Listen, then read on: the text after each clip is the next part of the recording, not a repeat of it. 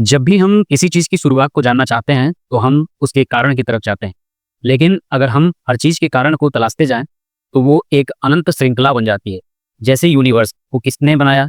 उसे किसी और ने बनाया, फिर उसे भी किसी और ने बनाया और ये सिलसिला कभी रुकेगा ही नहीं। इसलिए ज़रूरी है कि उस अंतिम बिंदु को माना जाए, जो खुद किसी से पैदा ही नहीं हुआ, जो हमेशा से था, है और रहेगा। वही बिंदु, वही सत्ता, वही चेतना जिसे हम ईश्वर कहते हैं। और वैसे ही हमने पहले देखा है कि जो भी चीज़ खुद इंटरनल नहीं है, यानी जिसका कभी ना कभी अंत होता है, वो किसी न किसी और के द्वारा उपयोग की जा रही होगी। इसलिए जो अंतिम और असली कारण है, वो एक चेतना है, अविनाशी सत्ता ही हो सकती है। इसी आधार पर सांख्य दर्शन वैदिक ईश्वर की सत्ता को तर्क के जरिए प्रमाणित करता है। अब यहाँ कुछ लोग सोच सकते हैं कि सांख्य दर्शन तो ईश्वर की बात ही नहीं करता, उसे नास्तिक कहा जाता है। लेकिन सच्चाई यह है कि सांख्य भले ही ईश्वर की क्रिया या कार्य में कोई टिप्पणी ना करे, लेकिन वो वैदिक ईश्वर को नकारता नहीं है। ये एक अलग विषय है कि जिस पर आगे कभी बात की जा सकती है। अब आइए न्याय और वैशेषिक दर्शन की भी बात कर लेते हैं। ये जो दर्शन है वो मानते हैं कि कार्य अपने कारण में पहले से मौजूद नहीं होता। मतलब कि जो चीज़ बनाई जाती है वो पहले से कारण में नहीं होती। जैसे मिट्टी में घड़ा नहीं होता, लेकिन जब बुद्धि उसका उपयोग करती है तब घड़ा बनता है। उसी तरह धागों में कपड़ा नहीं होता, लेकिन इंटेलिजेंस से हम कपड़ा बना लेते हैं। न्याय और वैशेषिक दर्शन ये भी मानते हैं कि सृष्टि बहुत ही सूक्ष्म अणुओं से बनी है और ये अणु जड़ है, मतलब इनमें खुद की कोई चेतना नहीं होती। लेकिन जब यही अणु एक सिस्टम में, एक डिजाइन में, एक क्रम से जुड़ते हैं, तो इसका मतलब यह है कि कोई चेतन शक्ति जरूर है जो इन्हें दिशा देती है, गति देती है, ऑर्डर में सेट करती है। तो साथियों, कार्य और कारण के इस सिद्धांत से हमें यही समझ आता है कि इस ब्रह्मांड के पीछे कोई एक चेतन सत्ता है, कोई सुप्रीम कॉन्शियस एंटिटी जरूर है, जिसे हम ईश्वर कह सकते हैं।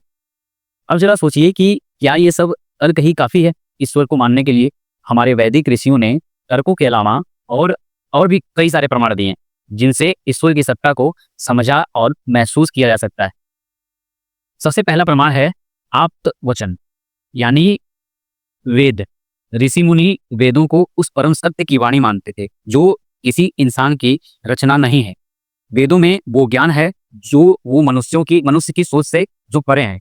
और जब वेद ईश्वर की बात करते हैं तब ऋषि उस पर विश्वास करते हैं, क्योंकि वेद स्वयं एक चेतन स्रोत से निकला ज्ञान है। दूसरा तर्क आता है निर्भरता का। इस ब्रह्मांड की हर चीज किसी ना किसी चीज पर निर्भर है। हमारा शरीर, हमारे विचार, हमारे काम, सब कुछ किसी नियम पर, किसी व्यवस्था पर टिके हुए हैं। और जब हम इस चैन को गहराई से देखते हैं तो हर चीज किसी न किसी चीज पर आधारित ही मिलती है। लेकिन ये जो चैन है हमेशा नहीं चल सकती। आखिर में एक ऐसी सत्ता होनी ही चाहिए जो किसी पर निर्भर ना हो, जो खुद अपने आप में संपूर्ण हो, स्वतंत्र हो और हर चीज को नियंत्रित कर रही हो। वही सत्ता ईश्वर सत्ता है। आप जरा सोचिए, हम जो भी लॉज ऑफ फिजिक्स पढ़ते हैं वो भी किसी ऑब्जर्वेशन पर टिके होते हैं। वो ऑब्जर्वेशंस हमारे ही मन, हमारे अनुभवों से आते हैं। और हमारा मन किस पर आधारित है? हमारी चेतना पर। इसका मतलब ये हुआ कि अंत में एक ऐसी चेतना होनी चाहिए जो किसी पर निर्भर ही ना हो। एक स्वतंत्र चेतना, एक इंडिपेंडेंट कॉन्शियस एंटिटी जो सब कुछ चलाती है, इस पूरे ब्रह्मांड को चलाती है, हमें चलाती है, आपको चलाती है, सबको चलाती है। अब बात करते हैं धर्म और मोक्ष से जुड़े कुछ तर्कों की। अगर इस दुनिया में कोई काम हो रहा है तो सवाल उठता है वो सही है या गलत। लेकिन सही और गलत कौन तय करेगा? हर इंसान की अपनी सोच है, अपना नजरिया है। जो बात एक के लिए गलत हो सकती है, दूसरे के लिए वो सही हो सकती है। जो दूसरे के लिए सही हो सकती है, वो दूसरे के लिए गलत हो सकती है। तो फिर क्या कोई ऐसी सत्ता है जो कि एब्सोल्यूट नैतिकता तय करेगी, यानी जो हर हाल में सही हो, हर जगह सही हो, हर समय पे सही? अगर ऐसा कोई एब्सोल्यूट नैतिक सत्य है तो जरूर कोई ऐसी चेतना भी होनी चाहिए जिसने उसे तय किया। वही चेतना ईश्वर है और वही अंतिम फैसला देने वाली सत्ता है जो नैतिकता की नींव रखती है। अब आइए मोक्ष की बातें करते हैं। अगर ये जीवन सिर्फ दुख और संघर्ष है तो क्या कोई ऐसी अव्यवस्था भी हो सकती है जहां दुख न हो? अगर हम मानते हैं कि हर चीज का उल्टा होता है, रात का जैसे दिन होता है, गर्मी का सर्दी होता है, तो दुख का भी तो कोई कुछ उल्टा होगा। और वो है मोक्ष। और मोक्ष इस दुनिया में तो नहीं मिल सकता, क्योंकि ये दुनिया मैटेरियलिस्टिक है। इसका मतलब ये है कि एक ऐसी दुनिया भी होनी चाहिए जो नॉन मैटेरियल हो, जहां दुख न पहुंच सके। और अगर ऐसी कोई अवस्था है तो उसे बनाने वाली कोई चेतन सत्ता भी तो होगी, वही है ईश्वर। अब बात करते हैं कर्म सिद्धांत की। जब हम कोई अच्छा या बुरा कर्म करते हैं तो उसका फल हमें तुरंत नहीं मिलता, कई बार तो जन्मों जन्मों के बाद मिलता है।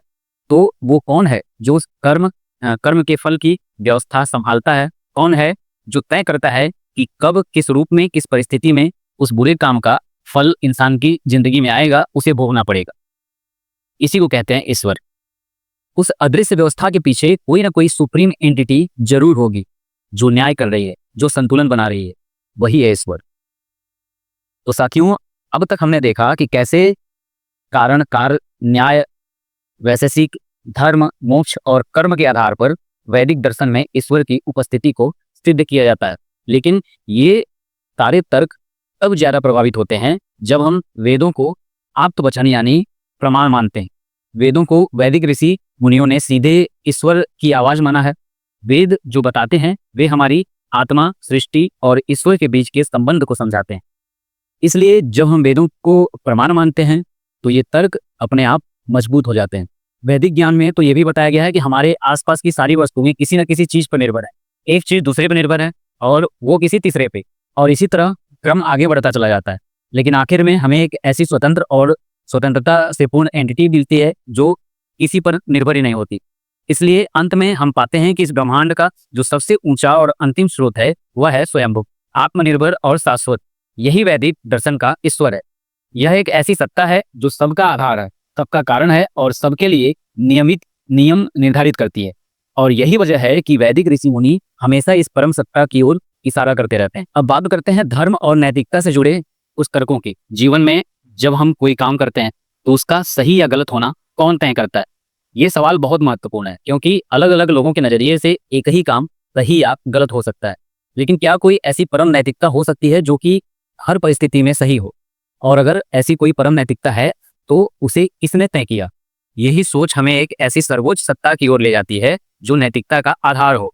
इस सत्ता को वैदिक दर्शन में ईश्वर कहा गया है। इसी तरह मोक्ष यानी दुख से मुक्ति के विषय में भी वैदिक दर्शन सोचता है। इस दुनिया में दुख, तनाव और कष्ट होते ही रहते हैं। जब तक यह भौतिक जगत है तब तक दुख नहीं हट सकता। इसका मतलब है कि दुख से परे एक ऐसी जगह या व्यवस्था जरूर होनी चाहिए जहां दुख हो ही न। यह अवस्था भौतिक नहीं बल्कि एक अभौतिक या नॉन फिजिकल होती है। यही भी इस बात का प्रमाण है कि हमारे भौतिक संसार के बाहर भी कुछ है जो शाश्वत है, दुख मुक्त है। इसे भी वैदिक दर्शन ईश्वर की उपस्थिति मानता है। हम जब भी ये सोचते हैं कि यह ब्रह्मांड किसने बनाया तो एक वजह सामने आती है, कोई चीज किसी और चीज से बनी होती है। अगर हम हर चीज का कारण ढूंढने लगे तो ये सिलसिला कभी खत्म ही नहीं होगा। एक चीज किसी दूसरी चीज को बनाती है, वह दूसरी चीज किसी तीसरी चीज को बनाती है, और ये कारण की अनंत श्रृंखला बन जाती है। इसलिए अंत में हमें एक ऐसी इंटरनल, अनादि, अनंत शक्ति, अनंत चेतना सत्ता की जरूरत होती है जिसे किसी ने बनाया ही ना हो, जो खुद स्थिर और अनंत हो, ताकि इस चक्र को पूरा किया जा सके। यही वह अंतिम बिंदु है जहां से यह ब्रह्मांड या यूनिवर्स अस्तित्व में आता है। सांख्य दर्शन इसी तर्क से इस इंटरनल कॉन्शियस एंटिटी को मानता है, और यह अंतिम चेतना है जिसे वैदिक दर्शन ईश्वर या ब्रह्म के रूप में समझता है। न्याय और वैशेषिक दर्शन भी ईश्वर के अस्तित्व के पक्ष में तर्क देते हैं। वे कहते हैं कि इस संसार में जो भी चीजें हैं वे सूक्ष्म अणुओं से बनी हुई हैं, जो एनर्जी हैं, और उनकी अपनी कोई चेतना नहीं होती। फिर भी ये अणु एक निश्चित डिजाइन और क्रम से व्यवस्थित होते हैं। ऐसा स्वाभाविक रूप से नहीं हो सकता। इस व्यवस्था और गति के लिए एक बुद्धिमान सत्ता, कॉन्शियस एंटिटी की आवश्यकता होती है जो इन अणुओं को उनके स्थान और कार्य में निर्देशित करती है। इस तर्क से भी हम एक सर्वोच्च बुद्धिमान और नियंत्रक सत्ता की ओर पहुंचते हैं जो ब्रह्मांड के नियम और व्यवस्था का स्रोत है। अगर संसार में कोई भी कार्य होता है तो उसकी नैतिकता तय कौन करता है? अलग अलग लोगों के लिए सही गलत अलग अलग हो सकता है, लेकिन क्या कोई एक ऐसी परम नैतिकता है जो सभी के लिए एक ही जैसी हो? यदि हाँ, तो वो कौन तय करेगा? वैदिक दर्शन के अनुसार नैतिकता की यह परम सत्ता ईश्वर ही है, जिसने सही और गलत का एक आधार बनाया है। और उसी आधार को लेके हमें आपको अपने लाइफ में हमेशा आगे बढ़ते रहना है। साथ ही जब तक यह भौतिक संसार है तब तक दुख और कष्ट तो रहेंगे ही। दुख से मुक्ति यानी मोक्ष के लिए एक ऐसी अभौतिक नॉन फिजिकल अवस्था होनी चाहिए जहां दुख न हो। इस बात से भी यह सिद्ध होता है कि भौतिक जगत से परे एक शाश्वत और दिव्य सत्ता मौजूद है। अंत में कर्म सिद्धांत भी बताता है कि हमारे कर्मों का फल निर्धारित करने के लिए एक न्यायप्रिय सर्वोच्च सत्ता की जरूरत होती है। यही सत्ता हमारे कर्मों के फल का संचालन करती है। तो उम्मीद है कि वीडियो अच्छी लगी होगी, तो चैनल को सब्सक्राइब कर दीजिएगा। मिलते हैं अपने अगले वीडियो में, तब तक के लिए जय हिंद।